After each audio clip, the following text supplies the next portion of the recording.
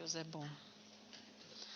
Vamos orar antes de declararmos mais uma vez. Ai, Deus. Antes de declararmos mais uma vez que ainda que a figueira não floresça e a videira não dê o seu fruto, vamos orar em nome de Jesus.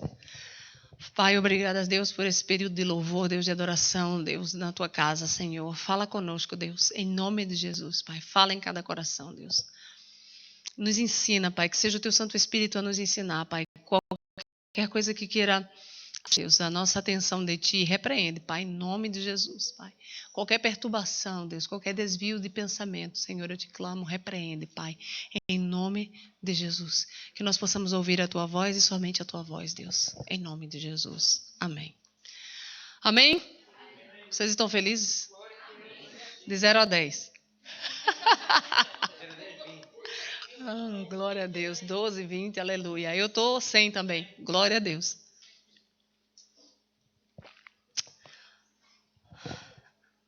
Estou vendo o agir de Deus, estou vendo o trabalhar de Deus, aí eu fico feliz demais. Quando está quieto, calado, a gente fica, né? Meu Deus do céu. Mas quando ele começa a falar, é tremendo. Quando ele começa a se mover, é tremendo. Abacuque, então, nós vamos começar hoje. Profeta Abacuque. Todos já abriram, tenho certeza que todos já estudaram Abacuque.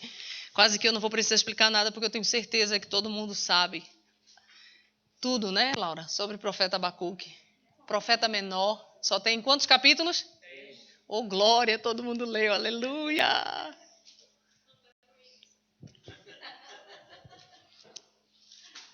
Indo mais cedo para casa, né, irmã? Tem vergonha você? Deveria ficar até o fim do culto para ouvir a palavra, viu, minha senhora? Vamos lá. Abacuque, capítulo 1. Antes de falarmos, já vimos que Abacuque é da época de Naum, que demos semana passada, retrasada, e Sofonias, certo? Ali do mesmo período que Jeremias, que vai vir próxima terça, eu creio que eu vou acabar hoje, embora há tanta coisa para falar de Abacuque. Eu acho que vou acabar hoje, mas só Deus sabe. Se Laura deixar, eu acabo hoje, né? Porque esse é o profeta de Laura. Ela adora esse versículo que a gente estava aí cantando, da figueira não floresça, né? Que ela esperou muita figueira florescer. Então, Abacuque é dessa época de Sofonias, de Naum, contemporâneo de Jeremias, que vai vir logo a seguir. Só que Abacuque viveu provavelmente num período entre a queda de Nínive, que foi profetizada por Naum, e ali a tomada do povo de Deus pelos babilônios. Então, ele estava vivendo mesmo no período, né, aquele período, esse que nós vivemos, né, que Jesus vai voltar, e a gente está vivendo nesse período que é o fim, né, e Abacuque está vivendo aquele período de vai vir, os inimigos vão vir, né, vão tomar, o povo vai ser levado pelos babilônios e vai haver um tempo de silêncio total do Senhor, e Abacuque estava vivendo um pouco bem antes ali desse período, 600 anos antes de Cristo. Então, quando a gente vai começar a ler o livro, capítulo 1, é diferente dos outros, porque nos outros a gente lê o profeta fulano, filho de sei lá quem, ou então da cidade de não sei que lá. E aqui não, o versículo primeiro só diz assim, sentença revelada ao profeta Abacuque. Não diz de onde ele é, para onde ele veio, de onde ele vem, não diz nada sobre ele. O livro todo não diz nada sobre ele, só diz isso. Sentença revelada ao profeta Abacuque. Só que os estudiosos dizem que ele provavelmente veio depois do rei Josias, que nós falamos na semana passada, o filho de Josias, que era o rei Jeoiaquim, não é Joaquim, que foi o penúltimo rei. Então, provavelmente ele veio aí nesse período desse rei. Então, era o período crítico para o povo de Judá. Porque, como eu falei na semana passada, o povo vivia sobre aquela ameaça, né, de que a Babilônia vai tomar eles, de que a Babilônia começou a crescer, o reino da Síria, que era forte, começou a diminuir. Então, Judá estava ali num período crítico, terrível. O mundo ao redor estava todo em guerra, todas as outras nações estavam em guerra, e Abacuque surgiu nessa época. Estava tudo sendo destruído, só faltava mesmo Judá. E a Babilônia começou a crescer, um reino forte, e durante a profecia nós vamos ver que Deus fala sobre os caldeus, e os caldeus, para quem não sabe, tomaram a Babilônia, assumiram várias tradições e costumes e acabaram sendo um povo só. Os caldeus, sempre que a Bíblia fala, são os babilônios. Então, a gente vê Abacuque num cenário de que ameaça, uma desordem interna terrível, o povo de Deus já estava corrompido, como a gente tem visto. Ameaça de invasão a qualquer momento dos babilônios. Então Abacuque viu a queda de Nínive. E Abacuque estava prestes a ver a queda de Jerusalém. Então imagina esse homem de Deus no meio de tudo isso, né?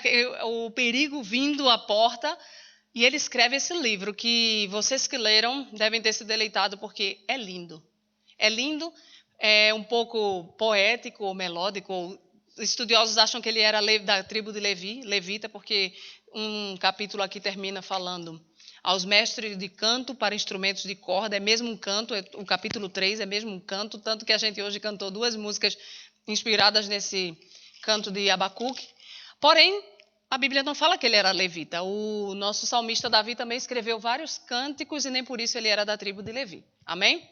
Então são apenas especulações de quem ele era. Mas se vocês leram o livro, vocês podem perceber que começa no capítulo 1,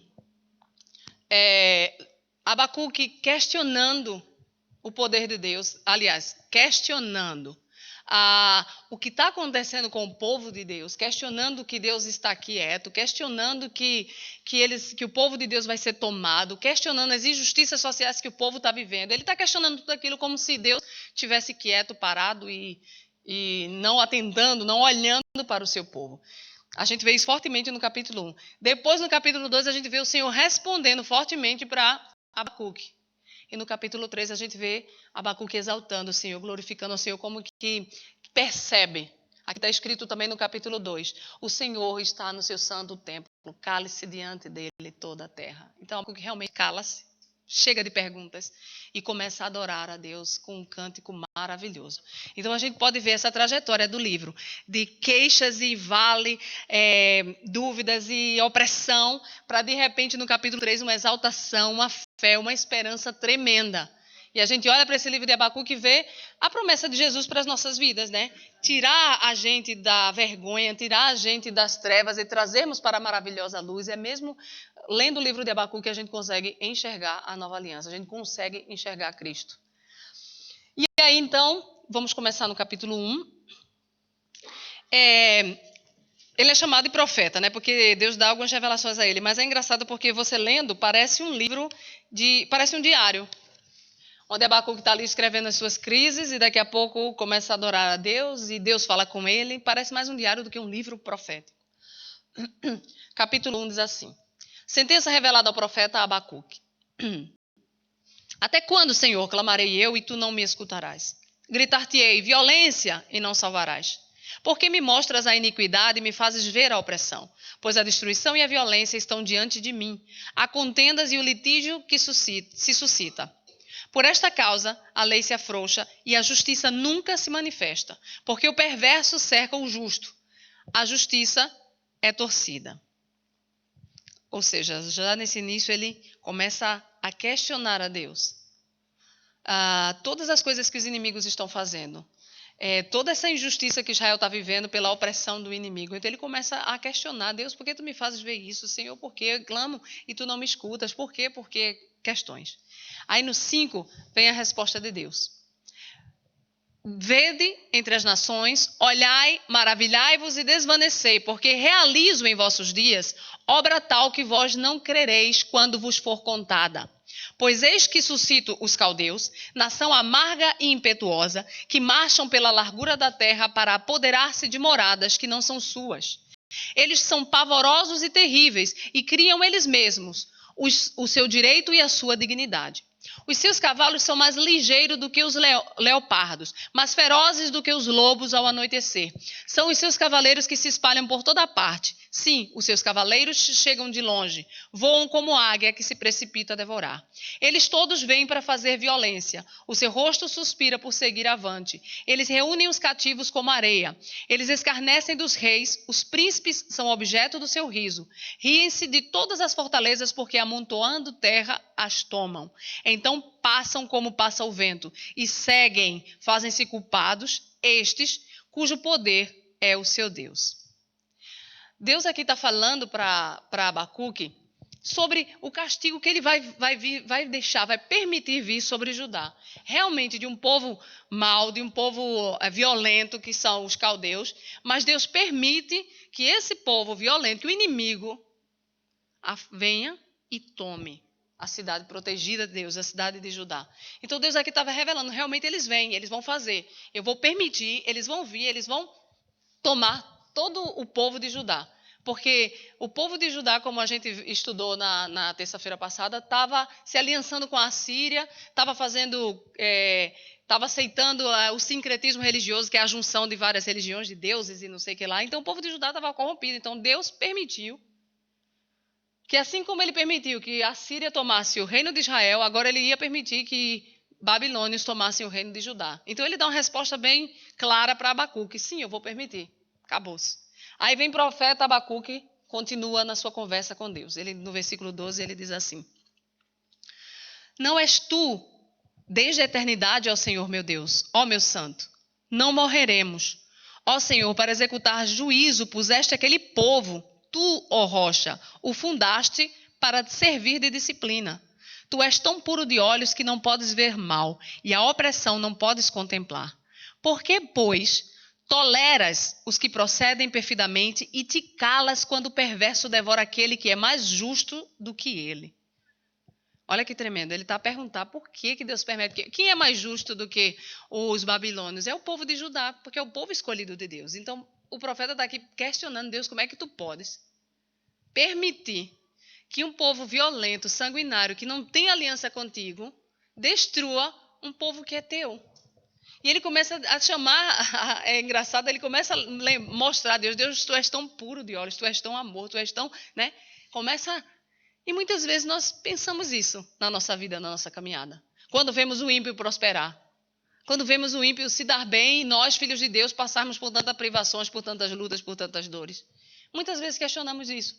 Só que nós já temos aprendido que Deus é um Deus de amor, Deus é um Deus de justiça, Deus é um Deus que faz prova de nós para ver se nós somos aprovados ou não. Então, nós precisamos dessa escola. Quando Deus larga de mão, abandona esse povo mau, esses ímpios, no seu próprio poder, e ele diz aqui que o Deus deles é o poder. Então, Deus não está preocupado em corrigir os ímpios, embora mais tarde a gente vai ver que os ímpios também sofrem. Mas Deus não está preocupado em corrigir os ímpios, porque o sujo surge-se cada vez mais, mas Deus está preocupado em corrigir o seu povo, em alinhar o seu povo, em trazer o seu povo de volta àquilo que ele criou para nós, a perfeita estatura de Cristo. Então Deus está preocupado por isso ele vem corrigir. E acredite, Deus pode usar para corrigir cada um de nós quem ele quiser. Quem ele quiser. Pode usar o ímpio, pode usar o inimigo para nos corrigir, para nos mostrar e cairmos na realidade de fogo. Imagina um povo forte, um povo escolhido por Deus, a nação de Judá, ser totalmente consumida pelo inimigo. E a Bíblia diz muito para nós, porque nós sabemos e pregamos e dizemos e gostamos muito de dizer que o inimigo está debaixo dos nossos pés, que o inimigo não nos toca, que nós já vencemos o maligno. Mas se nós abrirmos brecha, se nós não vivemos uma vida de santidade, o inimigo vai ter poder sobre nós. Nós é que estaremos debaixo dos pés dele, simplesmente. Quem está debaixo dos pés, o inimigo está debaixo dos pés de Jesus. Eu, em Jesus, posso dizer que o inimigo está debaixo dos meus pés. Mas se eu não estiver em Jesus, eu não posso dizer isso. Eu não posso dizer jamais isso. E o que está em Jesus? No mínimo, é andar em santidade. É buscar os seus mandamentos. É ter temor de Deus. E é isso que falta muito no povo de Deus. O que é terrível. Temor de Deus. Aí tem muita gente que não tem temor nenhum, que não vive santidade, que vive assistindo o que quer, que vive fazendo o que quer, que vive saindo da sua boca o que quer, e depois quer expulsar Satanás no nome de Jesus, depois quer resolver os problemas. Não vai. Não vai. E nós podemos ver isso no povo de Deus. É povo de Deus? É. Nós temos a mania de, não, nós somos filhos de Deus, nós somos escolhidos, propriedade exclusiva do Senhor. Judá também era. Mas não atentou para os caminhos, não buscou a santidade, não buscou os mandamentos do Senhor. E aí Deus permitiu que o inimigo fizesse mesmo bolinha. E é mesmo isso. Aí, depois que o profeta mostra assim, esse contraste, né, entre um Deus tão poderoso permitir que faça isso, Deus vem, capítulo 2, respondendo mais uma vez a intercessão de Abacuque. Imagina esse diálogo, você e Deus. Nós fazemos, gente, esse diálogo, nós e Deus. Quantas vezes nós questionamos coisas e ou na mesma hora Deus responde, ou daqui a um pouco Deus responde, ou Ele usa uma pregação para responder, um louvor, um momento, uma situação, Deus responde. Deus responde. Aí aqui veio a resposta de Deus para Abacuque. Ele diz assim, o Abacuque diz, depois que ele faz essas perguntas a Deus, né? Segue todos os versículos que eu não li, mas depois que ele faz todas as perguntas a Deus, dessa iniquidade, de Deus tolerar isso, Abacuque diz algo lindo, por-me-ei na minha torre de vigia, colocar-me-ei sobre a fortaleza e vigiarei para ver o que Deus me dirá e que resposta eu terei à minha queixa. Olha que tremendo. Abacuque faz todas as perguntas que ele quer a Deus. Nós podemos, igreja, fazer as perguntas que nós quisermos a Deus. Podemos, temos livre acesso a Ele. E olha a diferença que é queixar-se de Deus, né? E conversar com Deus, perguntar a Deus, queixar-se de Deus e fazer perguntas a Deus e ter essa conversa com Deus. Queixar-se é reclamar da vida, mas por que Deus permite isso? Porque eu estou passando por isso e ir embora. Eu reclamei, falei, fiz todas as minhas queixas e fui embora. Quem tem intimidade com Deus, fala e espera. Vai para a torre de vigia, espera a resposta de Deus. Porque quem não quer ouvir a resposta de Deus, deixa lá o livro de reclamações e sai, vai embora. Mas quem quer intimidade, quem quer resposta, pergunta, fala, deixa mesmo assim, as minhas queixas são essas, não estou entendendo por que isso está acontecendo, não estou entendendo por que tu permitiste, mas está lá na torre de vigia esperando. E a torre de vigia não é subir, ele subiu numa torre, não. É a posição do atalaia. É esperando em espírito, porque Deus só vai revelar as coisas em espírito. Deus não vai revelar as coisas em outro lugar. Por isso que eu tenho falado tanto, gente, vamos entrar na região celestial. Vocês têm visto que quando a igreja, plenitude da palavra, tem entrado em oração mais profunda esse ano, depois de longos anos, quando a igreja decidiu entrar em oração mais profunda e toda a igreja veio junto, Deus tem operado maravilhas no nosso meio. Deus tem restaurado, Deus tem transformado, Deus tem levantado.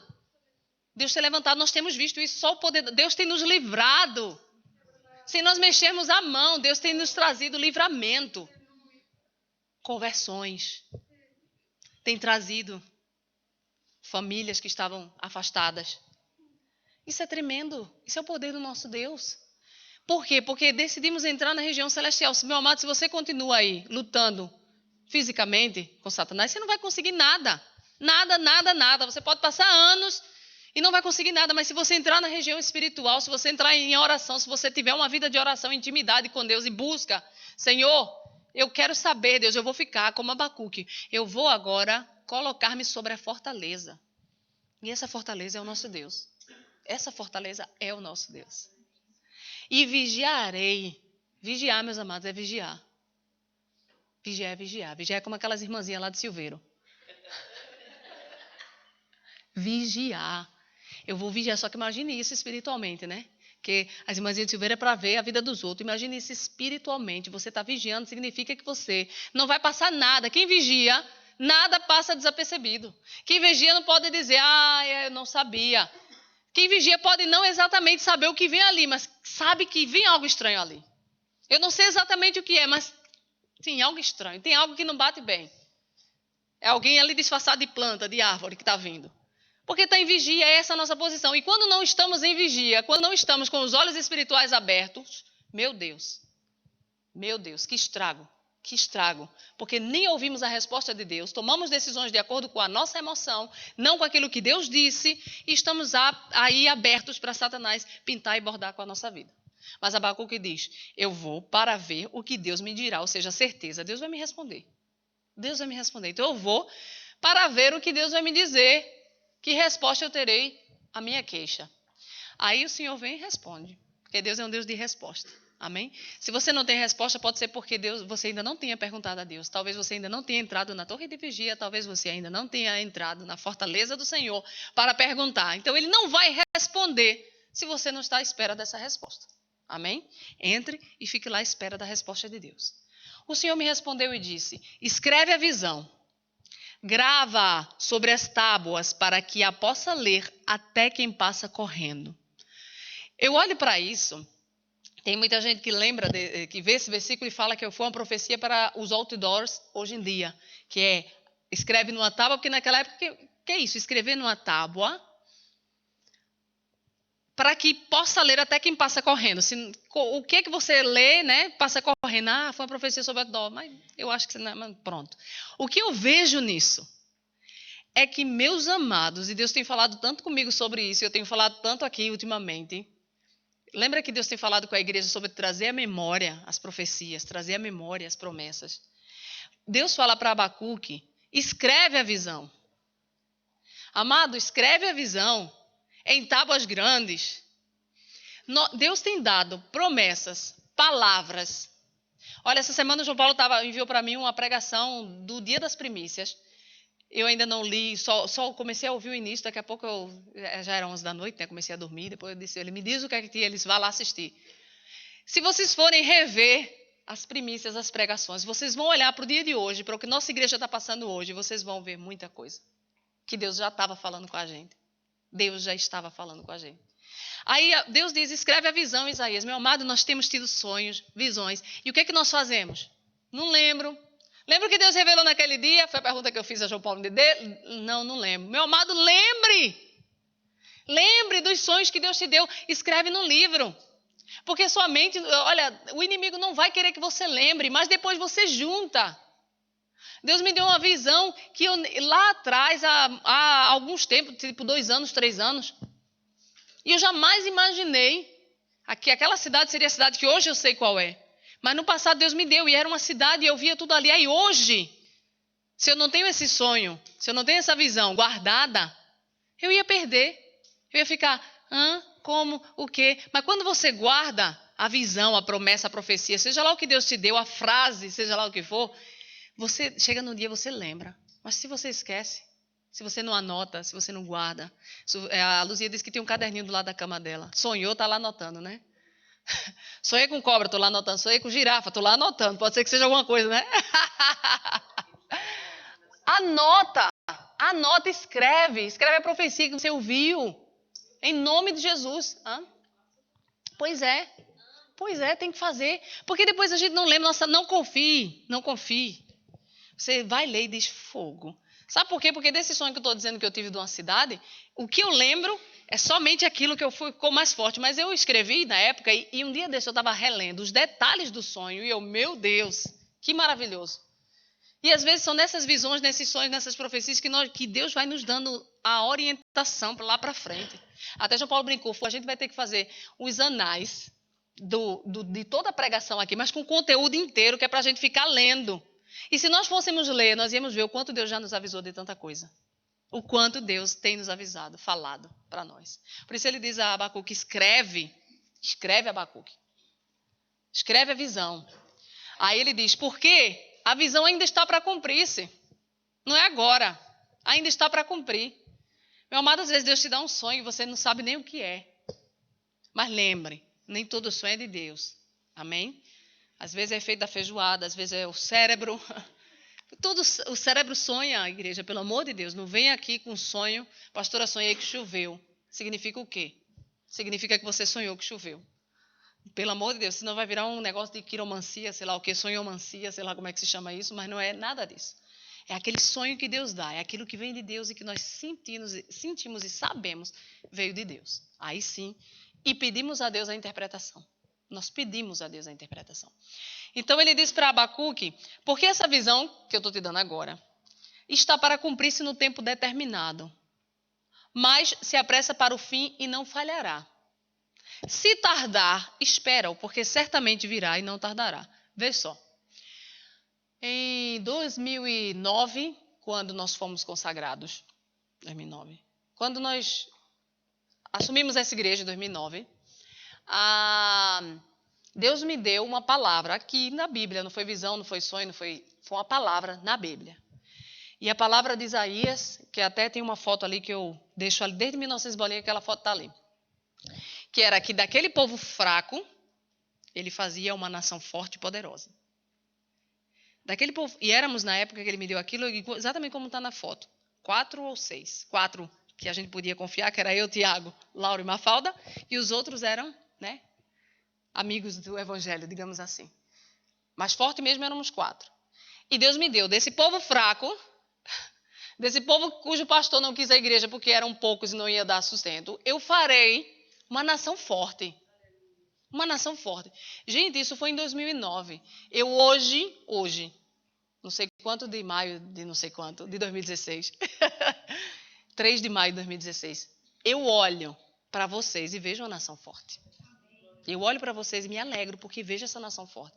Eu vejo um povo buscando a presença do Senhor. Eu vejo um povo temente ao Senhor. Eu vejo um povo que conhece a palavra do Senhor.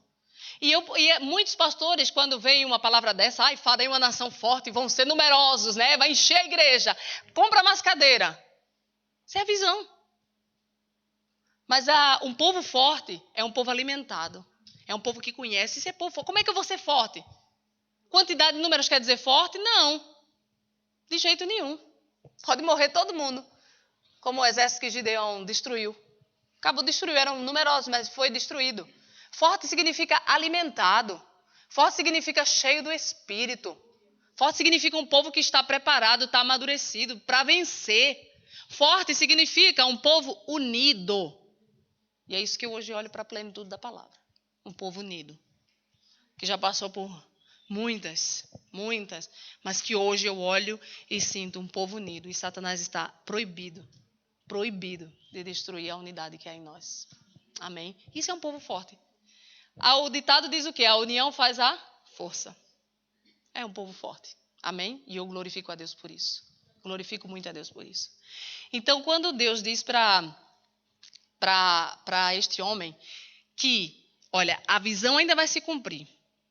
Tem um tempo determinado.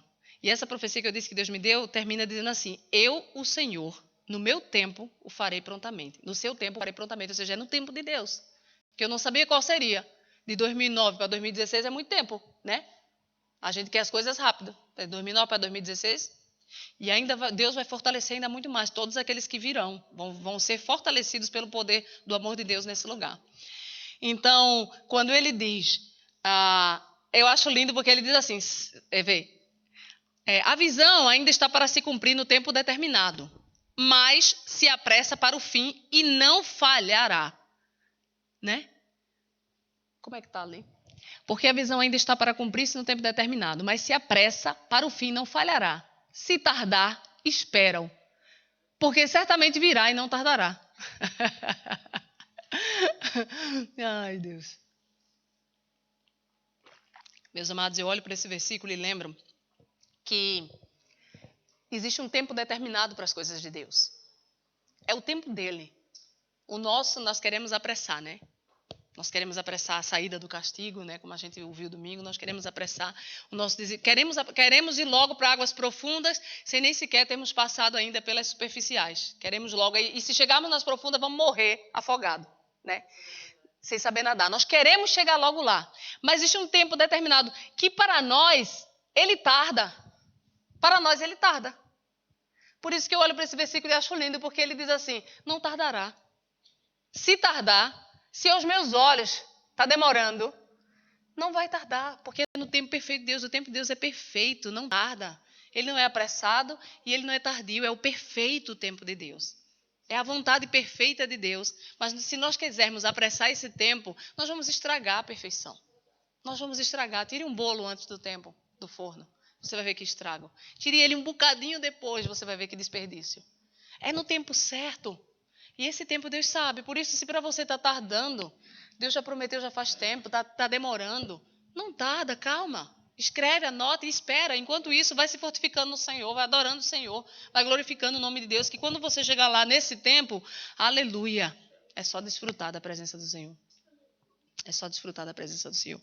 Ontem eu estava conversando com o Rian e eu disse para ele uma coisa que foi da vida de Laura. Eu disse assim, olha, sabe, a Laura começou a pregar agora, né?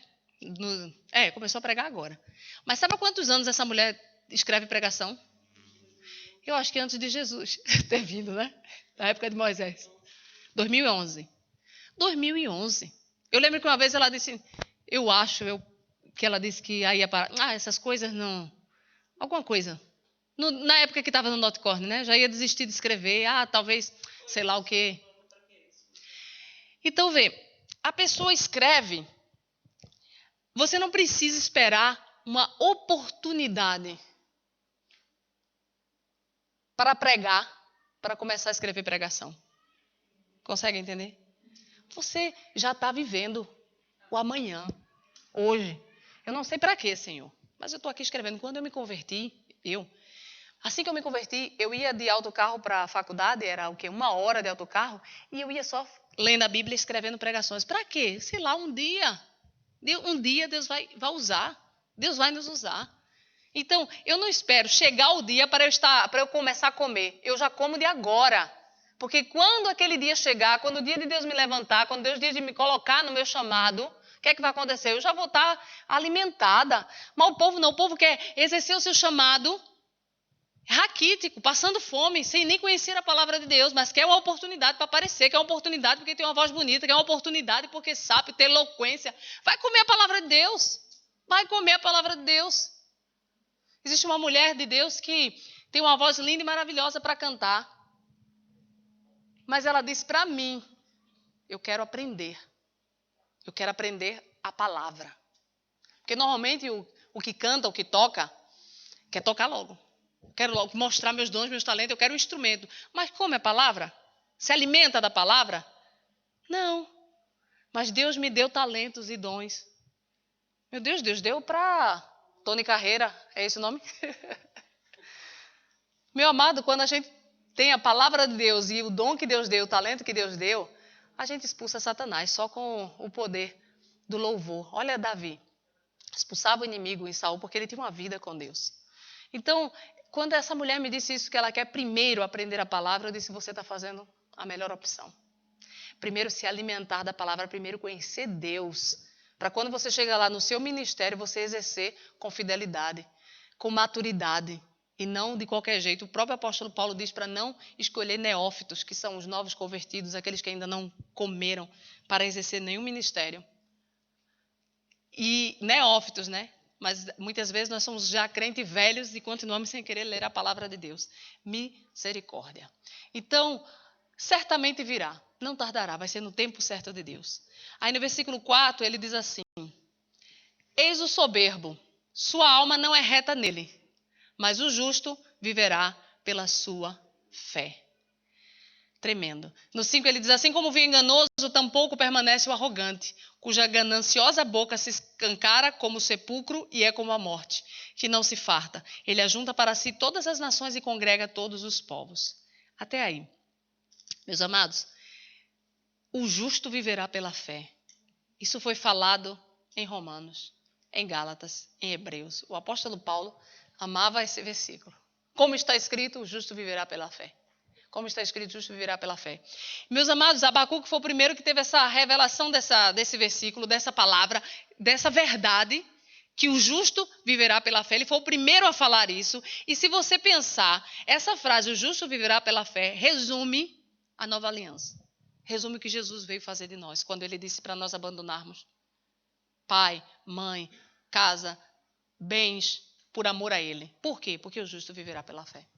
Quando Deus diz para nós nascermos de novo, abandonarmos o nosso eu, por quê? Porque o justo viverá pela fé. Jesus veio pregando esse evangelho que Abacuque está aqui revelando. Que ele está dizendo que aquela nação arrogante, aquele povo que acha que o poder é tudo, eles vão morrer, eles vão se acabar. Ele diz aqui que esse povo tem uma ganância, por mais que ele ajunta para si todas as nações, congrega todos os povos, mas o justo viverá pela fé. O ganancioso, aquele que é ímpio, ele junta e quer mais, quer mais, quer mais, quer mais. Mas o justo vive pela fé. O que vai ser de amanhã, não sei. Mas ainda que a figueira não floresça e a videira não deu fruto, eu me alegrarei. Eu não sei, eu vivo pela fé. Eu não vivo pelo que eu vejo, então eu não posso. A minha tristeza hoje não pode ser moldada pelas circunstâncias ao meu redor. Senão eu não vivo pela fé, eu não sou justo. Um crente que não tem fé, meu Deus. Não sei nem se pode se dizer que é crente, porque a palavra de Deus está em todo tempo chamando-nos à fé. Falando que sem fé é impossível agradar a Deus. Como é que eu posso ser crente e não ter fé? Né? É complicado. Como é que eu posso ver uma situação na minha frente e esmorecer e ir para trás? Ou arranjar um jeitinho, uma maneira de me sair sem esperar a resposta do Senhor? Terrível. Por isso, Abacuque usou essa frase, e essa frase conta a história do Martinho Lutero. Eu não sei se é verdadeira, mas conta a história que deve ser. que Martinho Lutero, enquanto estava fazendo É verdade, obrigada, João Paulo. O que é que ele estava fazendo, João Paulo? Estava subindo as escadarias de uma igreja, de joelhos. É isso? É. Aí ele lembrou desse versículo. O justo viverá pela fé, não é pelas obras. Ele não precisava estar subindo as escadarias de joelho, fazendo essas coisas. Não. Aí quando ele lembrou desse versículo, olha o poder da palavra de Deus. Ele foi liberto. Conhecereis a verdade vos libertará. Ele foi liberto daquela mentira de Satanás e veio com a reforma protestante, da qual nós hoje, né, fazemos parte. Somos protestantes, porque graças a Deus, um homem de Deus resolveu protestar contra a mentira da Igreja Católica. Isso é tremendo. E foi através desse versículo, o justo viverá pela fé. Então é tremendo. Hã? Que carta? Ah. Abacuque. É verdade. E aí Deus começa, depois dessa resposta, né, de Deus e tal, dessa conversa aqui, Deus começa a falar dos 5 ais. Ele diz assim, e é tremendo porque a gente aprende várias coisas. Deixa eu ver aqui. Aqui. Versículo 6 do capítulo 2. Não levantarão, pois, todos estes contra ele um provérbio, um dito zombador? Dirão, ai daquele que acumula o que não é seu. Até quando? E daquele que a si mesmo se carrega de penhores. Antes da gente continuar, Deus vai dar 5 ais, né, sobre os caldeus, 5 julgamentos sobre aquele povo caldeus. Ou seja, Deus vai permitir que os caldeus tomem a nação de Judá. Mas está mostrando a Abacuque que também o povo vai sofrer, porque é um povo ímpio. E aí ele fala sobre 5 ais.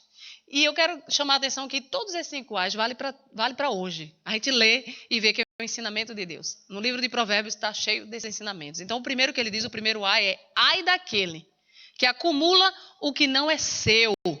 Até quando? E daquele que a si mesmo se carrega de penhores. Ou seja, no Salmo 15 fala sobre... No Brasil a gente chama de agiota. Aqui não sei como é que se chama. Aquela pessoa que empresta lucro, a juros. Você empresta, né? E fica lucrando. Pronto. Mas você empresta, né? O agiota, lá chama-se agiota. Não sei como chama aqui. É?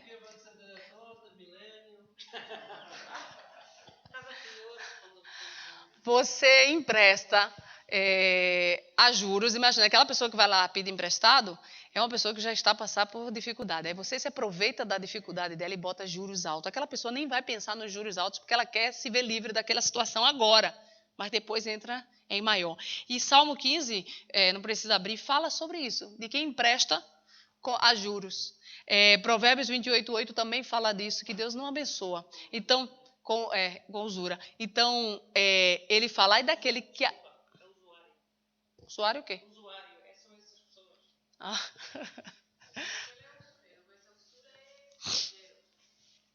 Então, o primeiro ai sobre eles é isso, porque aquele povo estava acumulando com altos impostos, atacando as nações e trazendo os despojos, se aproveitando da fraqueza daquele povo, do medo daquele povo. Então ele começa a ir daquele que acumula o que não é seu, e daquele que a si mesmo se carrega de penhores.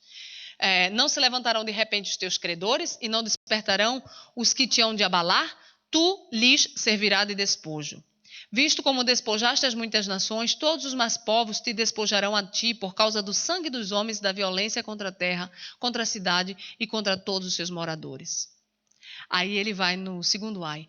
Ai daquele que ajunta em sua casa bens mal adquiridos, para pôr em lugar alto o seu ninho, a fim de livrar-se das garras do mal. Olha que tremendo. Ai daquele que ajunta em sua casa bens mal adquiridos. A palavra de Deus diz que 2 pesos, 2 medidas é balança abominável ao Senhor. Pastora, o que é bens mal adquiridos? O que é um dinheiro sujo? Um bem mal adquirido. Lavagem de dinheiro.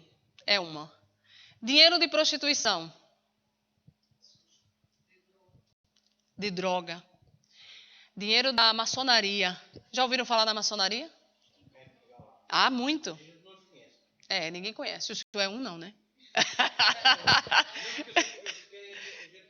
Gente com dinheiro, né? Maçonaria. Eu acho que eu já falei para vocês aqui de um pastor que estava à procura dos maçons para sustentar ele.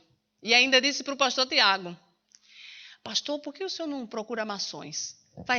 A igreja vai ter dinheiro para fazer não sei o que social, vai ter dinheiro para o senhor viajar para o Brasil. Olha só, pastor. E ele disse para a gente que tem muitos pastores que são maçons. Maçonaria é uma sociedade secreta e tem rituais lá totalmente demoníacos. Mas tem dinheiro. E o que é triste é que eu tinha um casal de amigos crentes. Isso está gravado, João? Um casal de amigos crentes, que é para tomar cuidado, né? Cujo o pai dela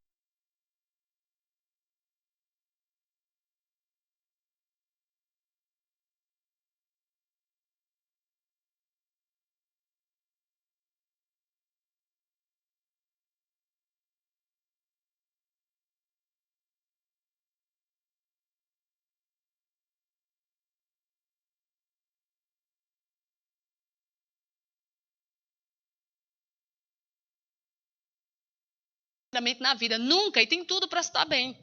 Mas nunca consegue, porque a dependência espiritual demoníaca que vai levá-los para o inferno. O pai é maçom, mas ele me banca, eu vou para tal país, eu vou para viajar, eu vou não sei o quê. Sendo cristãos. Sendo cristãos. E é terrível. É terrível. Outra coisa, isso aconteceu comigo um dia desse. Vocês já ouviram falar sobre pirâmide? Que é um sistema de ganhar dinheiro, né? Pois. Mas, um dia desse veio a proposta para mim, de um novo projeto maravilhoso que vem da Suíça, que vai ganhar muito dinheiro, em não sei quantos meses você tem 10 mil e não sei o quê. Vê, aí pega a pessoa que já está, né, bem financeiramente. Aí vem com essa proposta. E quem me deu essa proposta foi um pastor. Olha, é totalmente seguro, Maria, é maravilhoso. Olha, nós vamos ganhar. Você vai dar apenas um clique no site todas as noites, durante 10 minutos, e você vai ficar rica. Só isso. Eu dou clique toda hora e não ganho nada? Eu vou entrar para clicar e ganhar dinheiro, claro. E ele me mostrou a conta dele. Olha, já estou com não sei quantos mil. Aí mandou um homem que é português, que veio da Inglaterra, foi lá em casa me apresentar. Não se preocupe que não é nada sujo, não se preocupe porque é uma empresa da Suíça, é logo Suíça. E olha isso aqui e tal, olha minha conta. Já tenho, só esse mês já fiz 10 mil euros. E mostrou 10 mil euros. E ainda disse, olha, para vocês entrarem, aquela coisa, né, você tem que pagar, eu pago para você e seu marido. E vocês vão ser os representantes dessa pirâmide aqui em Aveiro. Foi a proposta que veio para mim, para Tiago. E a gente ficou naquela estudando, não sei o que, João Paulo já sabia, não, isso aí não é, isso aí é não sei o que de pirâmide, não sei o que, João Paulo, isso é. Será que o pastor deu certeza para mim, né? Aí eu acreditei, como sempre, né, a opinião de João Paulo para mim é muito importante, fui lá, analisei, ele me mandou um vídeo, aí eu, realmente, vi, o vídeo explicou bem direitinho, né, porque João Paulo explicou com aquela cara dele, isso não é de Deus. O vídeo não, o vídeo explicou direitinho, né, o que era, né, aí eu cheguei à conclusão, ele disse, isso não é de Deus, aí ele ficou rindo. E aí eu fui falar com o pastor. Olha, pastor, não vou. Por quê? A pirâmide, realmente, você vai enriquecer. Os primeiros que participarem, que somos nós, no caso, eu ia ser primeira aqui, pioneira. Olha que coisa linda, pioneira que ia haver. Eu ia enriquecer. Mas lá, depois, quando a pirâmide estiver perto de quebrar, as pessoas vão perder dinheiro. E não só. Pode haver prisão. Isso é sujo. Isso é sujo. Sabe qual foi a resposta que ele me disse? Eu já sabia, Maria. Eu já sabia, Maria. Mas vai entrar. Vai entrar. E ainda disse uma palavra que, infelizmente, muitas pessoas usam, que depende do coração de cada um. Deus sabe que eu entendo. Eu vou fazer essa porcaria, eu vou entrar, mas não sou eu que estou roubando. É exatamente. É como uma senhora que tinha uma casa e alugou essa casa para prostituição. Era o apartamento dela, era alugado para prostituição. Apartamento, casa, sei lá o quê, café, sei lá. Era alugado para prostituição. Graças a Deus ela vivia incomodada com aquilo, mas não conseguia se desfazer daquilo. Agora, imagina que é uma pessoa receber todo mês, né, do seu bem, a renda, sabendo que ali você está recebendo do ato de prostituição. Não, minha gente, isso não combina com o Evangelho. O Evangelho, a palavra de Deus diz que a porta é estreita. Estreita, não é espaçosa. Não é, Deus conhece meu coração, não sou eu que estou lá me prostituindo. Não sou eu que estou lá me prostituindo, né? Então eu posso receber o dinheiro da prostituição. É terrível, isso tudo é dinheiro sujo. Isso tudo é dinheiro impuro, imundo. Ganho de maneiras fraudulentas. Jogar. Por que o crente não deve jogar esses jogos da sorte? Euromilhões e bingos, e cassinos e sei lá o quê. Meus amados, pelo amor de Deus. É só a gente observar à luz de Cristo. Quantas pessoas estão lá naqueles jogos perdendo vida, perdendo famílias? Vocês sabem que é vício. E que você pode, não, mas eu vou lá só para me divertir só uma vez, jogo uma vez ou outra. Mas sabe quantas famílias estão sendo destruídas por pessoas viciadas nisso? Viciadas em jogos. E você está ali sendo conivente. Está ali participando. É. Essa semana o João Paulo partilhou no Facebook um concurso da SIC, daqueles de televisão. E na hora, ao vivo, era para ter um carro e foi aberto o placar todo e não tinha nenhum carro. Fátima, não sei das quantas, TVI, pronto. E na hora a mulher foi pegar ao vivo que não tinha o carro e era para ter lá um carro. Ou seja, a pessoa no telefone jogou, né? E era para... Vamos ver onde é que estava o carro. Onde é que está o carro? Não estava em lugar nenhum. Ou seja, enganando pessoas. Enganando, porque não tem como. E aí, como é que resolve isso se não tinha o carro no lado nenhum? E a mulher ainda diz, eu garanto que tinha um carro aqui. Deve ter ido embora o carro. Dinheiro de maneira fraudulenta. De maneira fraudulenta. Por isso ele diz... Ai daquele que ajunta em casa bens mal adquiridos. Cuidado com o que você recebe. Cuidado com o que você ganha. Em nome de Jesus. Para pôr em lugar alto o seu ninho. A maioria das pessoas que pegam esse tipo de dinheiro é para pôr em lugar alto. Olha que maravilha eu ganhar 10 mil por mês só fazendo o quê? Enganando o povo, né? Olha que maravilha, ia pôr o meu ninho em lugar alto. Olha, a pastora Maria comprar um carro rapidinho, comprar um carro para todo mundo. 10 mil por mês, comprava carro para todo mundo. Que isso? Para pôr o ninho em alto? Não, eu prefiro agradar a Deus. Aí ele diz depois no 12: ai daquele que edifica a cidade com sangue e a fundamenta com iniquidade. Depois no 15 ele diz: ai daquele que dá de beber a seu companheiro, misturando a bebida ao seu furor, e o que embebeda para lhe contemplar as vergonhas.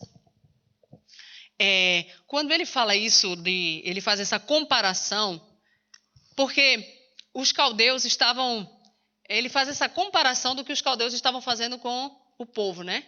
Mas quando a gente lê isso, é daquele que dá de beber ao seu companheiro, misturando bebida, ou seja, você embriaga a pessoa para poder se aproveitar dela, né? E o que significa isso se não for tirar vantagem da fraqueza de alguém? Tá bêbado, agora eu vou fazer o que eu quero.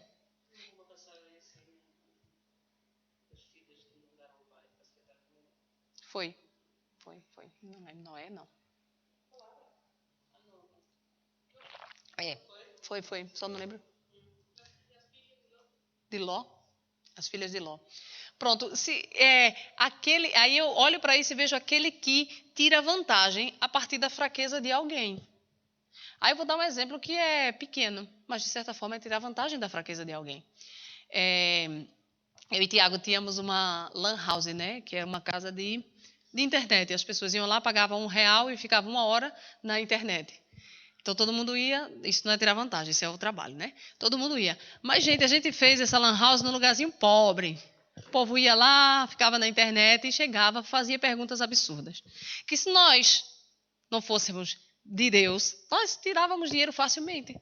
Tinha gente que chegava lá e dizia, olha, vou usar o nome Facebook, né? Porque era Orkut, mas vou usar Facebook. Olha, eu queria fazer um Facebook. Aí eu ajudava a pessoa a entrar, né, o perfil, criar a senha. E a pergunta que a pessoa me fazia era, quanto é que eu tenho que ficar pagando por mês para ter o Facebook? Nada. A internet está aí. Mas era a pergunta, quanto é? E se eu quisesse ganhar? Eu dizia, olha, senhora, a senhora vai ter que pagar R$10 por quinzena, 25, seja lá quanto for. Quanto for. Uma vez veio um homem lá para consertar o computador. O computador não estava funcionando. Aí Tiago foi lá ajeitar, sei lá fazer o quê, e eu vou dar um exemplo, mas eu não lembro o que era. Era algo simples, era só ligar na tomada. Era algo mesmo muito simples, era tirar da caixa, meu senhor. E quanto é? É terrível, né? Então, se você quer enganar, como muitos enganam, é muito fácil. Você aproveita da fraqueza. O povo chegava lá, uma vez chegou lá, meu Deus do céu, que vergonha. Uma vez chegou uma família inteira lá. A gente fazia impressão, imagina que é uma papelaria. Impressão. O povo chegou lá, um monte de gente. Olha, eu queria que você fizesse digitasse esse coisa de compra e venda. Como é que se diz? Não, eu quero que você digite um contrato de compra e venda que eu estou vendendo hoje meu imóvel para esse senhor. E eu, tá bem. Aí, espere, aí digitei tudinho, compra e venda, vi um modelo na internet, digitei, imprimi. Você tem uma caneta aí? Eu tenho. Aí ele me empreste. Aí assinou, o outro assinou, pronto, está contrato de compra e venda. Como é que a gente faz agora? Eu, meu Deus do céu, olha, senhor, aqui não é um notário, né? O senhor tem que pegar isso, o senhor tem que... Comecei a explicar. Mas na mente deles, eu poderia cobrar, dava um carimbo lá e vai-se embora, senhor. Eu quero é ganhar dinheiro. Então, é se aproveitar da fraqueza do povo. Porque era um lugarzinho pobre, ninguém sabia, não tinha computador em casa, pagava R$1 para estar na internet, não sabia as funções da internet, não sabia nada. E vinha me fazer pergunta, a mulher queria postar as fotos dela no Orkut. Quanto era para postar cada foto no Orkut? Vê, se eu fosse cobrar. R$10 cada foto. Mas eu tinha pena, claro que eu não ia fazer isso. Eu era serva de Deus e ainda sou. Então, ai daquele, né, que aproveita-se da fraqueza de alguém. Ai daquele que se aproveita da fraqueza de alguém. Era um dos ais que Deus estava dizendo para aquele povo e que serve para cada um de nós hoje. E ele diz no 16 algo que é tremendo. Ele diz assim: serás farto de vergonha em vez de honra. Bebe tu também e exibe a tua incircuncisão. Chegará a tua vez de tomares o cálice da mão direita do Senhor e vergonha cairá sobre a tua glória. Ou seja, Deus mostra que aquilo que a gente planta, a gente colhe. Amém? Aí depois no 19 ele diz, acho que é o último ai. Ele diz assim: ai daquele que diz à madeira, acorda, e a pedra muda. Desperta. Pode o ídolo ensinar? Eis que está coberto de ouro e de prata, mas no seu interior não há fôlego nenhum. O Senhor, porém, está no seu santo templo, cale-se diante dele toda a terra. É tremendo. É tremendo porque Deus fala, o último ai é a idolatria, né? Só que nós somos crentes, nós não somos idólatras. Amém? Mas às vezes não. Às vezes somos. E eu ainda ouso dizer que às vezes os crentes são mais idólatras que os católicos. Porque mudamos. É como o Fernando uma vez pregou aqui. O ídolo, os altares dentro de nós. Né? Aquilo, e sabe o que? É fácil reconhecer o ídolo. É aquilo que nós não largamos por amor a Deus. É aquilo que nos custa renunciar. É aquilo que Deus pede, mas nós não fazemos. É o nosso ídolo. Deus já pediu, Deus já falou, Deus já disse, mas eu não consigo dizer sim a Deus por causa disso, é um ídolo, simplesmente. A Bíblia diz que o dinheiro é um ídolo. É um ídolo. Por isso que o amor a ele é a raiz de todos os males, porque é idolatria. Quando você não consegue dizimar na casa do Senhor, quando você não consegue ofertar na casa do Senhor, quando você não consegue dizer sim, Deus, eu trago os meus dízimos e as minhas ofertas, é porque simplesmente o dinheiro é o seu ídolo. Não tem outra explicação. A explicação não é a conta no fim do mês, a feirinha que deixou de fazer, o menino que vai deixar de tomar leite. Não é isso, essa não é a explicação. A explicação é porque, Deus, eu confio mais nesse ídolo do que em ti. Eu confio nele porque é ele que vai trazer o sustento para minha casa, para os meus filhos, para a minha vida. É ele. Ele sim tem poder. É isso que eu estou dizendo a Deus. Tu não, Senhor. Tu me amas, né? Eu te amo, eu te adoro, eu levanto minhas mãos e pronto. Nosso relacionamento é esse. Então são ídolos. São ídolos. E Abacuque disse, e o justo viverá pela fé. É, Senhor, eu te entrego o que é teu, por obediência, por amor, porque tu és o único digno de ser adorado. Tu és o meu ídolo. Não há outro como tu. Então eu te entrego, sabendo que o justo viverá pela fé. O justo não vive pelo que vê, o justo vive pela fé. E por isso eu dou. E por isso eu não tenho resistência. Isso é só um exemplo. Dinheiro é só um exemplo, que é o mais forte para hoje em dia. Mas existem várias. Existem várias. Aquilo que você não consegue largar, que você coloca à frente do seu ministério, você coloca à frente, não consegue dizer sim a Deus, porque aquilo te impede. Porque aquela pessoa, às vezes a pessoa, está ali dentro do teu coração como um altar. Que aquela necessidade, que aquele emprego, seja lá o que for, está lá impedindo você de exercer aquilo que Deus já te chamou para fazer. É um ídolo. É um ídolo. Se eu pusesse a biologia à frente de Deus, era um ídolo. Era a minha profissão, era o meu estudo, era o que eu... Não, é um ídolo. E nós temos que colocar Deus à frente de tudo. Amém? Quando Deus termina, e que termina dizendo essa palavra linda, Cale-se diante do Deus de toda a terra, é porque Deus é maravilhoso, né? Porque ele poderia dizer, já chega, Abacuque, para de perguntar tanta coisa, cala a boca, menino.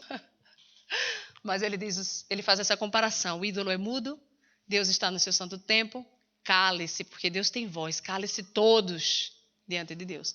Perante o ídolo, você pode falar, o ídolo nunca vai falar nada mesmo, porque é de madeira, pau e pedra.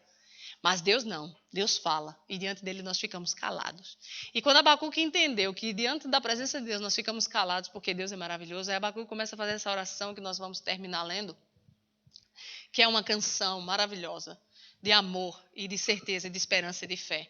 E é um contraste com todos os outros capítulos, capítulos de queixa, capítulos de pergunta, capítulos mostrando a destruição, a desolação, a ira, a vingança. E agora ele começa num poema para Deus lindo. Parou de questionar, calou a boca. E ele começa a dizer, no versículo 1, oração do profeta Abacuque sob a forma de canto. Tenho ouvido, ó Senhor, as tuas declarações e me sinto alarmado. Aviva a tua obra, ó Senhor, no decorrer dos anos. E no decurso dos anos, faze-a conhecida. Até aí, olha que lindo. Senhor, eu tenho ouvido as tuas declarações e me sinto alarmado. Meus amados, é tremendo quando nós entramos na torre de vigia, quando nós paramos para ouvir a voz de Deus. É tremendo porque nós ficamos alarmados com o poder de Deus. Se chama temor. Senhor, eu estou alarmado com o que tu vais fazer, com as tuas palavras, no caso aqui do Abacuque, Deus revelou a ele o que ia fazer. Eu estava alarmado, estava em alerta, estava espantado com o que Deus iria fazer. E ele continua a oração, aviva, Deus, a tua obra. Quando ele diz aviva, Abacuque está clamando por avivamento. Abacuque está clamando, Senhor, toca no coração desse povo para que ele lembre de ti. Abacuque está intercedendo pelo seu povo, aviva, traz avivamento sobre esse povo de coração duro, esse povo que quer andar da mesma forma, esse povo que não quer ser transformado, que não quer deixar que a palavra de Deus entre. Aviva, Deus, a tua obra no decorrer dos anos. E quando ele diz no decorrer dos anos, é porque Deus falou, lá no capítulo 2, no versículo 3, ele diz, aquela profecia que eu falei, vai vir. A visão vai se cumprir no tempo determinado, vai vir, são os dias que virão. Deus estava dizendo para ele que são os dias que virão.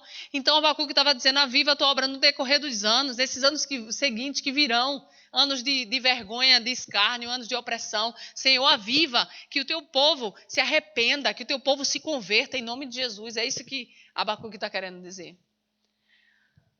Aí ele diz, na tua ira, lembra-te da misericórdia. Deus vem de Temã, e do monte Parã vem o santo. A sua glória cobre os céus e a terra se enche do seu louvor. Ele usa aqui uma parte da bênção que Moisés falou antes de morrer, lá em Deuteronômio. Deus vem de Temã e do monte Parã vem o santo. A sua glória cobre os céus e a terra se enche do seu louvor. O seu resplendor é como a luz, raios brilham da sua mão e ali está velado o seu poder. Adiante dele vai a peste e a pestilência segue os seus passos.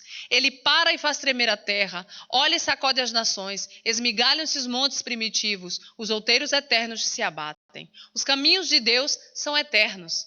Vejo as tendas de Cusã em aflição, os acampamentos da terra de Midian tremem. Acaso é contra os rios, Senhor, que estás irado? É contra os ribeiros a tua ira ou contra o mar o teu furor, já que andas montado nos teus cavalos, nos teus carros de vitória? Tiras o descoberto o teu arco, e farta está a tua aljava de flechas. Tu fendes a terra com rios, os montes te veem e se contorcem. Passam torrentes de água, as profundezas do mar fazem ouvir a sua voz e levantam bem alto as suas mãos. O sol e a lua param nas suas moradas, ao resplandecer a luz das tuas flechas sibilantes, ao fulgor do relâmpago da tua lança. Na tua indignação marchas pela terra, na tua ira calcas aos pés as nações. Tu sais para salvamento do teu povo, para salvar um teu ungido. Feres o telhado da casa do perverso e lhe descobres de todo fundamento. Até aí. Abacuque começa a falar da grandeza de Deus, de tudo que segue a Deus. Ele fala que Deus vai e adiante dele vai a pestilência, a justiça de Deus, as pragas mesmo que Deus envia para castigar o seu povo, para fazer justiça. Ele começa a falar desse poder de Deus e das nações que já ficam em aflição com esse poder de Deus. E aí ele fala, no 13, algo que é tremendo, porque apesar dessa ira, indignação, Deus marcha pela terra. No 13, ele sai para salvamento do seu povo. Ele salva os remanescentes de Israel. Ele salva aqueles que confiam nele, aqueles que nele esperam, aqueles que nele confiam, aqueles que não permitirão que suas vestes sejam manchadas, aqueles que vão estar com as suas lâmpadas acesas. Esses Deus protege. Por isso vem Abacuque fala dessa ira, dessa vingança, dessa justiça que Deus vai fazer, mas fala também que Deus vai salvar o seu povo e Deus vai salvar o seu ungido, já trazendo aí a mensagem do Messias, o ungido, Jesus Cristo. Amém? Já revelando aí a vinda do Messias. Ele diz no 14: Traspassas a cabeça dos guerreiros do inimigo com as suas próprias lanças, os quais, como tempestade, avançam para me destruir. Regozijam-se como se tivessem para devorar o pobre às ocultas. Marchas com os teus cavalos pelo mar, pelas massas de grandes águas. Ouviu e o meu íntimo se comoveu. A sua voz tremeram os meus lábios. Entrou a podridão nos meus ossos e os joelhos me vacilaram. Pois em silêncio devo esperar o dia da angústia que virá contra o povo que nos acomete. Ainda que a figueira não floresça, nem haja fruto na vide, o produto da oliveira minta e os campos não produzam mantimento, as ovelhas sejam arrebatadas do aprisco e nos currais não haja gado, todavia eu me alegro no Senhor, exulto no Deus da minha salvação. O Senhor Deus é a minha fortaleza e faz os meus pés como os da corça e me faz andar altaneiramente. Ao mestre de canto para instrumentos de corda. Olha que tremendo. Olha que tremendo, ele começa a dizer então que Deus vai salvar os remanescentes, Deus vai salvar os seus. Aí ele diz que tudo que ele ouviu, ele se comoveu no íntimo, ele entendeu a voz do Senhor, ele entendeu que isso é necessário. Tremeu os lábios dele, entrou podridão nos ossos dele, ele sentiu, né? Já o que vai acontecer, Senhor, vai acontecer tudo isso. Não é fácil nós ouvirmos, né? Que Deus vai vir com castigo sobre o seu povo, sobre a nação. E às vezes, meu amado, você pode estar dentro de um sistema, Deus vai castigar o sistema e você está dentro dele. E você vai sofrer. Seja família, seja igreja, seja nação. Quantos brasileiros, quantos venezuelanos, né? Filhos de Deus estão lá sofrendo. Por quê? Por causa de uma nação, do pecado de uma nação, da falta de sabedoria. É isso que está acontecendo no Brasil. Por isso nós oramos para que Deus proteja os nossos. Então, Abacuque está lá, vai sofrer, vai. Porque esse castigo vem sobre a nação, não vem sobre o indivíduo, vem sobre aquele sistema corrupto. E todo mundo vai sofrer. Por isso que a gente tem que orar pelos nossos governantes, nós temos que orar pela nação portuguesa, para que Deus seja o Senhor de Portugal. Por isso essa responsabilidade nossa de orar pelos nossos governantes, ao invés de amaldiçoá-los, ao invés de reclamar das atitudes dele, orar e abençoá-los o tempo todo. Porque, meu amado, quanto mais abençoamos eles, quanto mais amaldiçoamos, mais maldito ele fica, mais besteira eles vão fazer e vão cometer. E a culpa é nossa, que não pagamos o preço de oração por eles. E aí, quando sofre uma nação, todo mundo sofre. Aquela frase linda, eu não estou em Cristo, eu não estou em crise, eu estou em Cristo, é linda, mas é verdadeira? Não. Não. Você pode não estar em crise aqui, ó, dentro de você está de bem. Mas você vai sofrer com o sistema da sociedade. Você vai sofrer quando a sociedade aprova o casamento gay. Você vai sofrer quando a sociedade permite entrar na escola as coisas mundanas. Você vai sofrer, não tem essa. Então a crise é da nação toda. Mas Abacuque sente essa angústia, sabe que vai vir contra o povo, contra tanto o povo dele quanto o inimigo, mas aí ele termina com essa canção maravilhosa que deve ser a nossa canção. Deve ser, o crente tem que viver isso, igreja. Se a gente não vive isso, a gente não é crente. É ainda que a figueira não floresça. O crente diz, não, vai florescer porque Deus é o meu Deus. Deus é um Deus de prosperidade, Deus é um Deus de abundância, vai florescer. Não é assim, vai florescer. É ainda que não floresça. Ainda. E nós temos que lembrar bem disso. Ainda que eu olhe para o fruto e para a vida e não veja o fruto. Ainda que o produto da oliveira minta, você pensa que está lá, mas não está. Os campos não produzem mantimento nenhum, as ovelhas foram arrebatadas todas. Mas eu me alegro no Senhor, eu me alegro, porque o justo vive pela fé. Porque eu sei que ainda que não haja nada disso, alguma coisa Deus vai fazer em meu favor. Porque Ele me ama, porque Ele cuida, porque a promessa dEle é que nunca nos desampararia. Então, os meus olhos não estão na videira, os meus olhos não estão no campo, os meus olhos não estão na oliveira, os meus olhos estão no Senhor, é dele que vem o meu sustento, é dele que vem minha provisão, é dele que vem tudo. Acabou, é isso que o profeta está dizendo. Então, ainda que tudo isso não haja, eu me alegrarei, porque meus olhos estão fixos ali, ó. E esse tem que ser o olhar do crente, fixo ali. O Senhor Deus é a minha fortaleza e faz os meus pés como o da corça. Só Deus. Quando você se permite se refugiar na sombra do Altíssimo, quando você se permite estar ali naquela fortaleza, Ele faz os seus pés como o da corça. Os pés da corça são altos. Altos, anda em lugares altos. Não anda lá embaixo, na lama. Anda em lugares altos. Quando você faz do seu Deus a sua fortaleza, ainda que você esteja passando pela lama, Deus faz com que os seus pés sejam altos. Você ande em lugares altos. E Ele termina esse versículo, esse livro, de uma maneira maravilhosa, que nos faz lembrar que é isso que Jesus nos chama. Sair do caos para a fé, ainda que não tenhamos visto nada com os nossos olhos.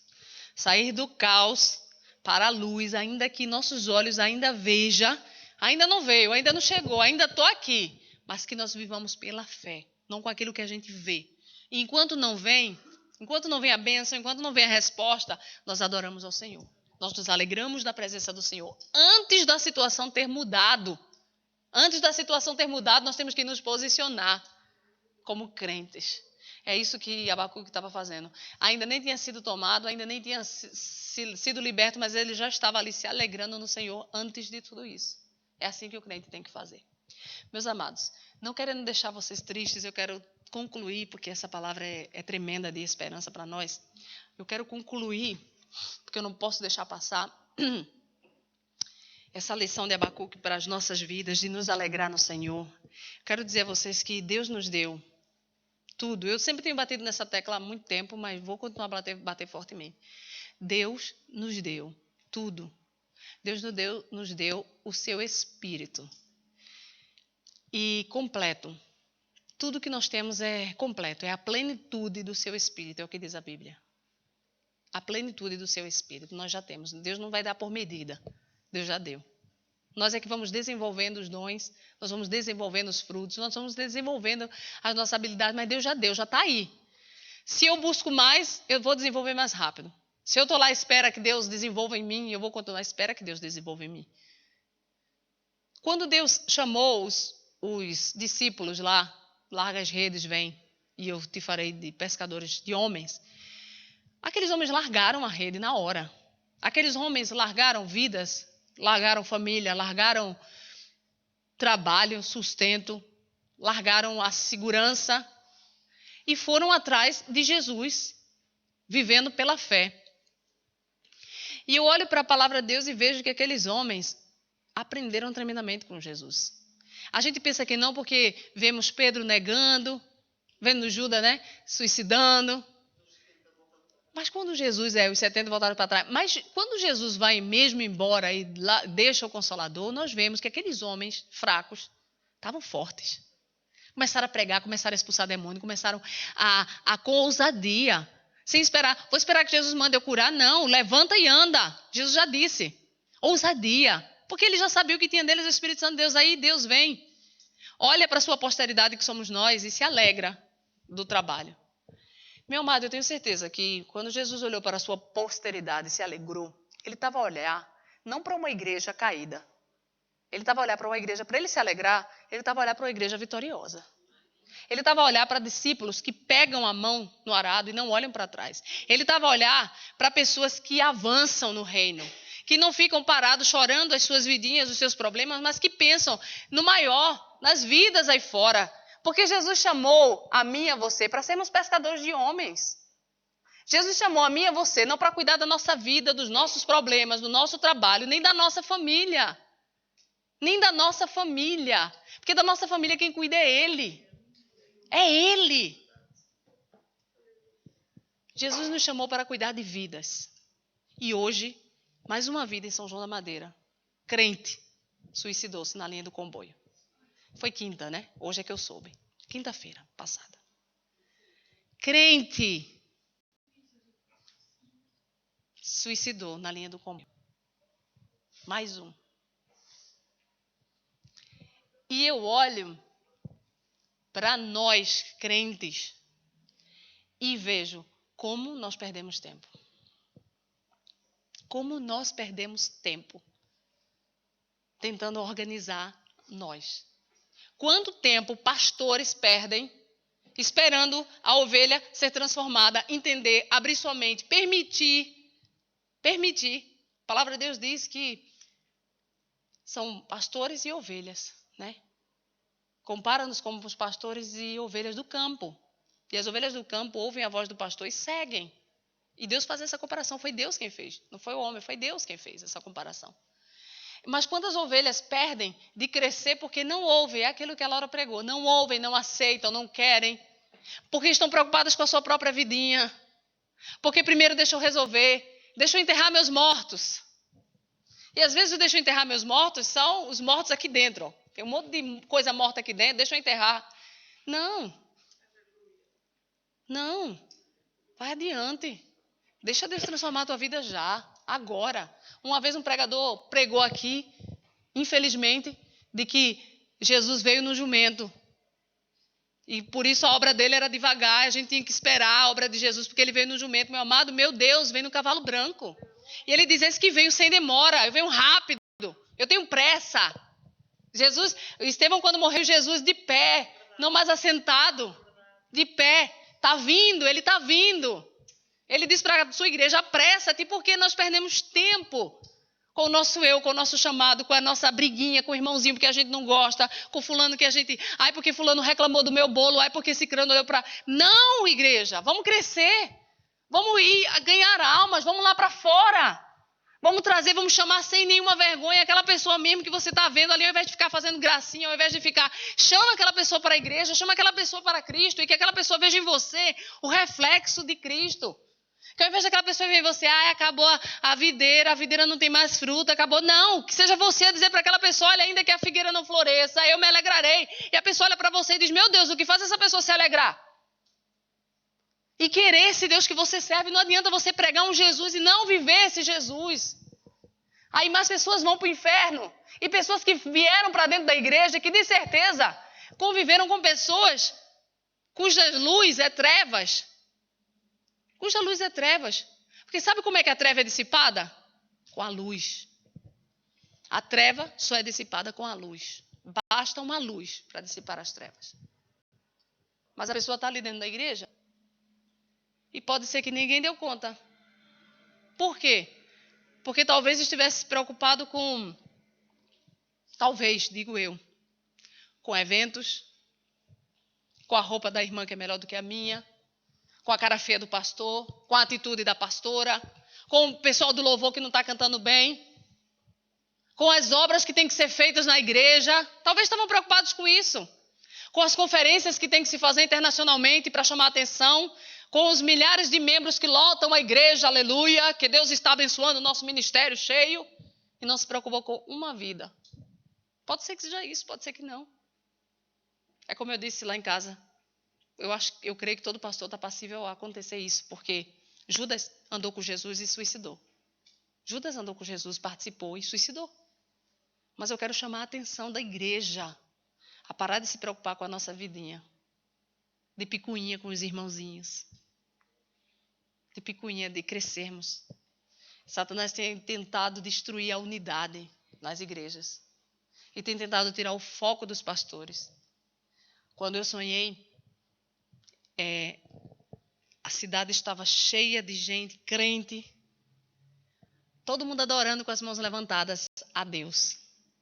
Mas eu vi 4 potestades, principados gigantes, enormes, impedindo a adoração daquele povo. Aquele povo pensava que estava adorando a Deus, mas não estava.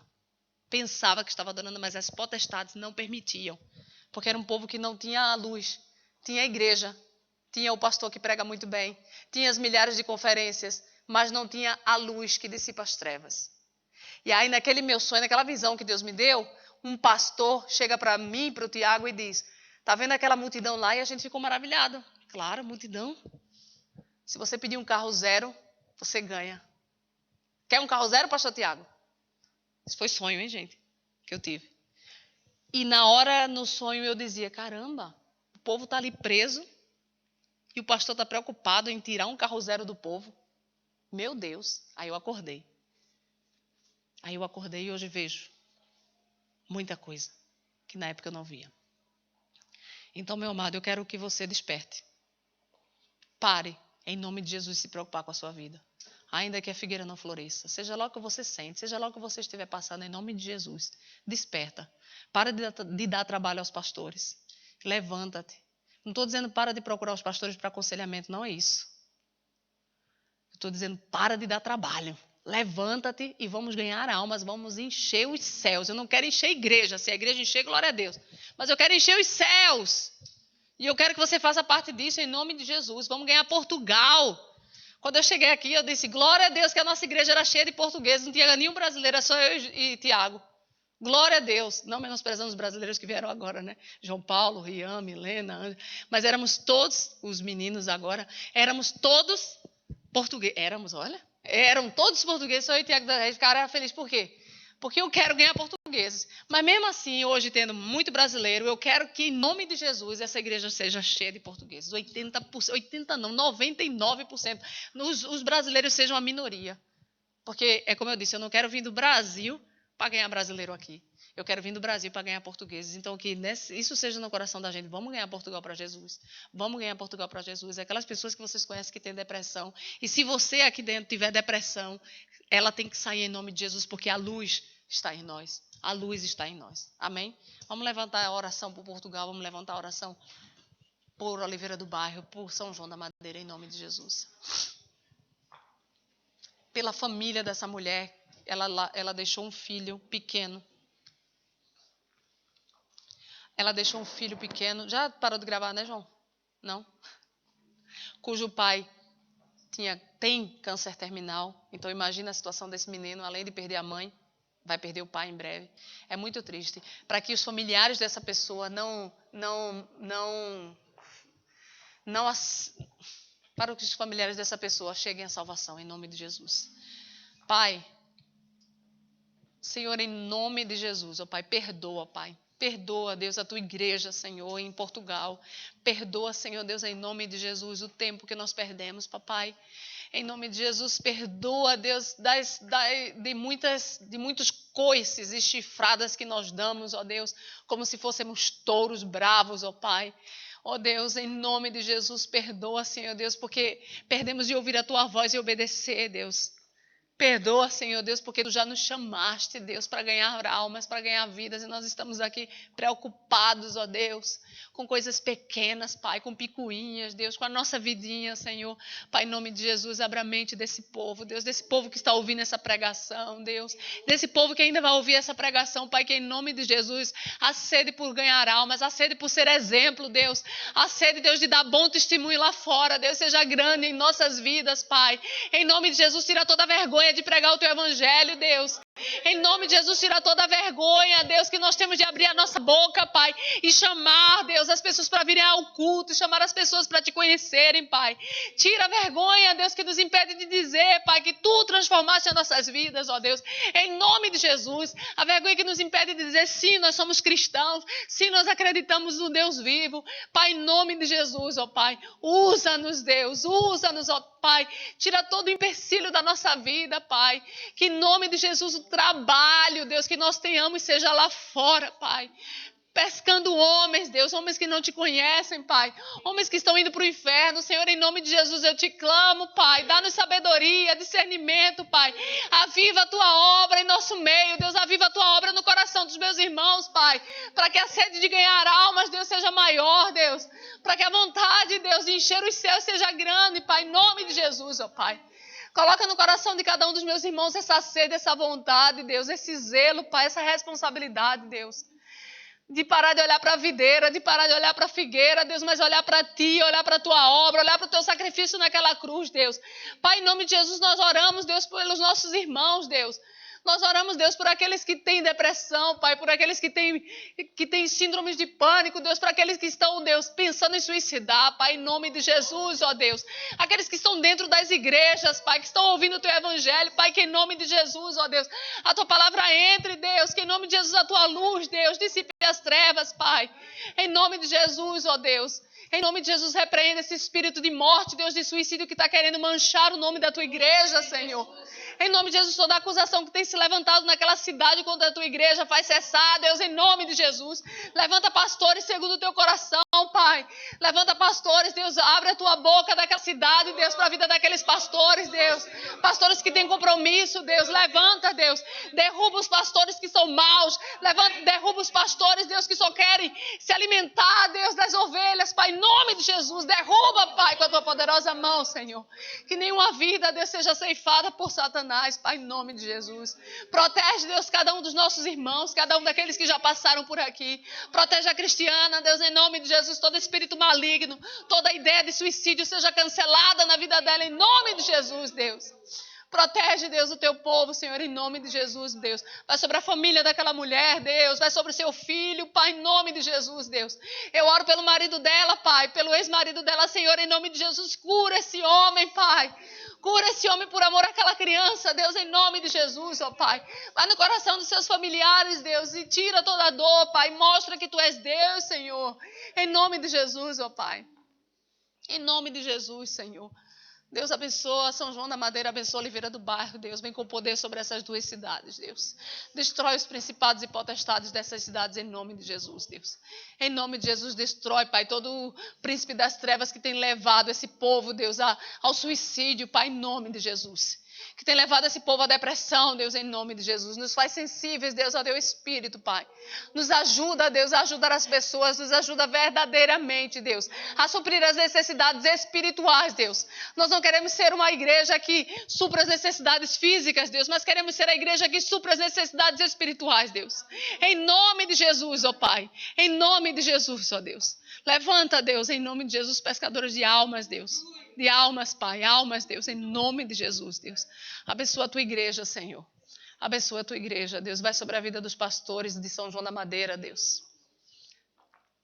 Coloca em seus corações, ó Deus, a Tua vontade, Senhor, em nome de Jesus, Deus. Abençoa a vida da Isaura e do Leandro naquele lugar, Senhor. Levanta aquele casal naquele lugar, Senhor. Limpa, Deus, em nome de Jesus, as suas feridas, as suas dores. Repreende, Deus, todo mal sobre a vida deles. Vai sobre a casa deles, ó Deus. Faz a Tua obra, Deus. Aviva a Tua obra naquela família, Deus, em nome de Jesus. Protege, Deus. Que eles sintam, Deus, a força do Teu poder naquele lugar. Que eles sintam, Deus, que eles não estão sós, Deus, porque o Teu Espírito é com eles, Pai. Em nome de Jesus, Deus. Te agradeço, Deus, por essa noite. Te agradeço por tudo que Tu tens feito, Deus, e por tudo que Tu vais fazer nesse lugar. Te agradecemos. Usa-nos, Deus. Usa-nos, Pai, em nome de Jesus.